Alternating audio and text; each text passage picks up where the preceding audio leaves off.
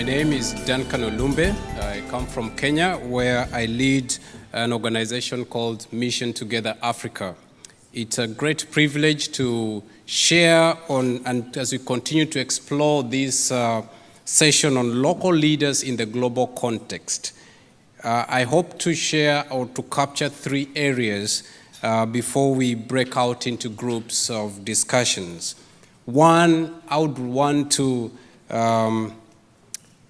briefly mention some of the issues or areas that we are engaged.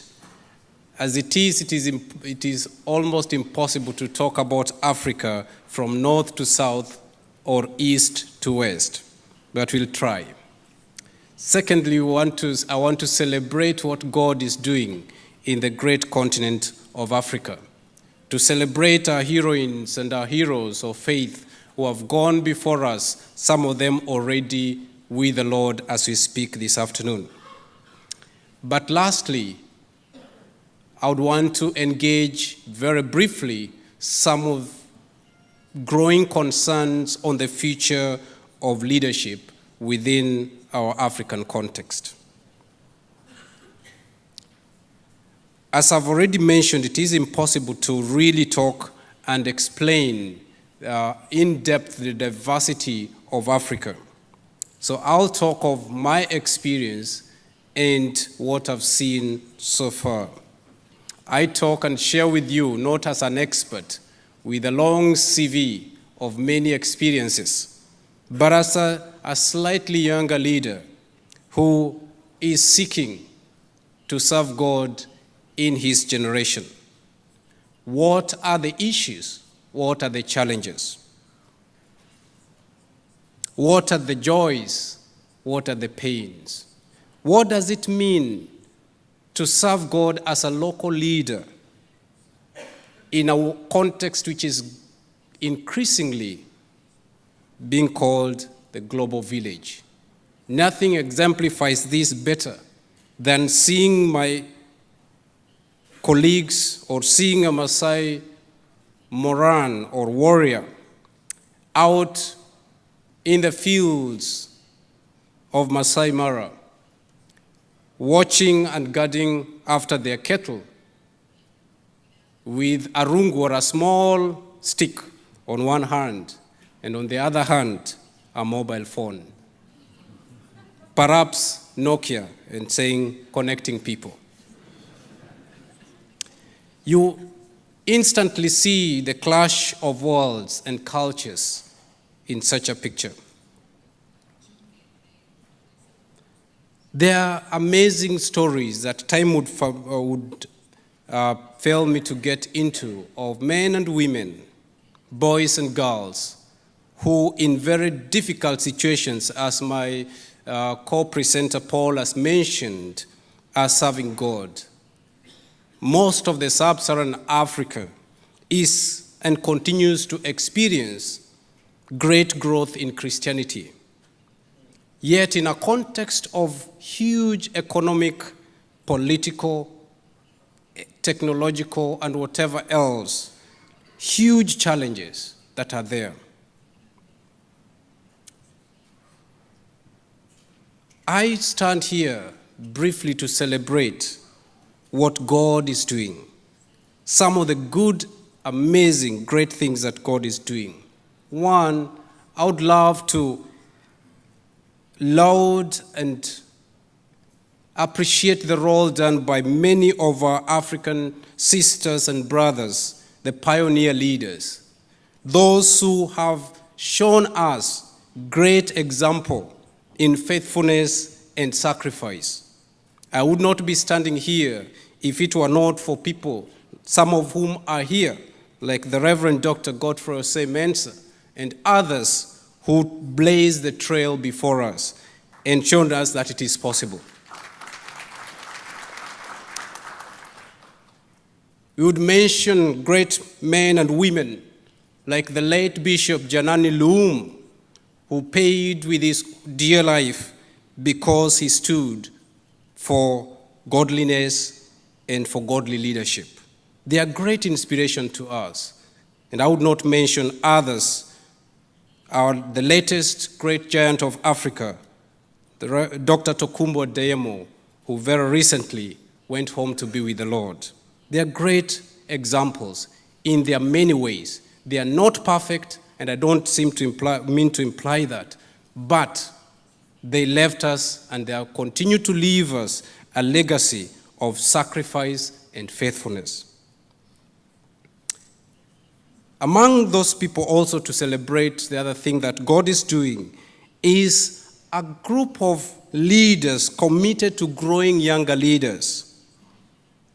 Quietly, like bushfire. Quietly, like rumors. But very deliberately, looking around, isolating, identifying, and nurturing younger leaders. We praise God for such people because we do not take it for granted.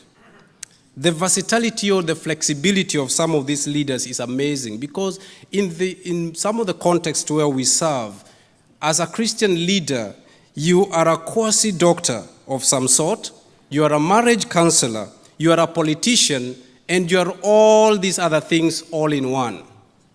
You are not necessarily, there's no sense of specialization. We appreciate some of these things. But while we celebrate this and the list is long, I think it is only fair to explore some of the growing concerns. One of them is what I call the identity crisis. Who am I as an African leader? Young, emerging, speaking in English. How connected am I to my Luo background, that is the tribe I come from? How relevant am I when I get back down there, as it were, where the rubber meets the road? The tension between the global and the local is very deep. And I think inadvertently it seems we have over-celebrated the universal, the global. So the more eloquent, the more educated you are, it seems, the more you climb the leadership ladder. Is education, theological training, or whatever it is, a factor of good leadership? I doubt. The whole issue of identity crisis also manifests itself in this animal called ethnicity or tribalism.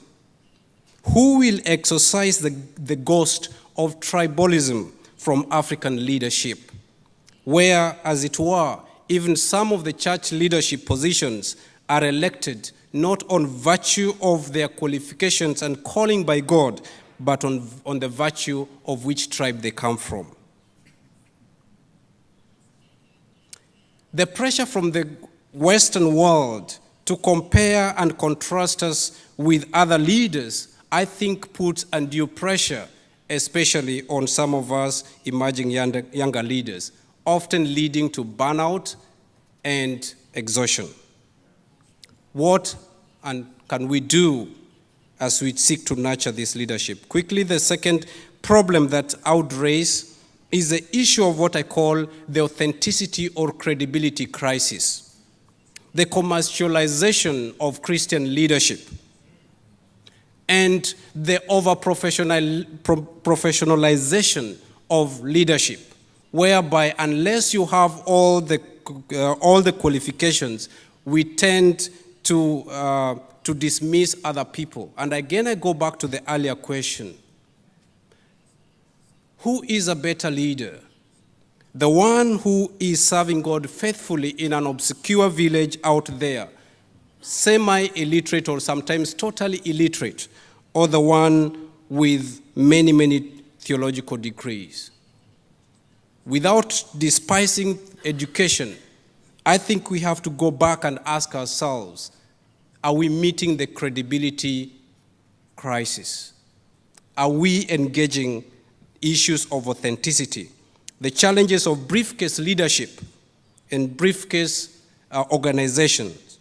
Where, Africa, are your servant leaders?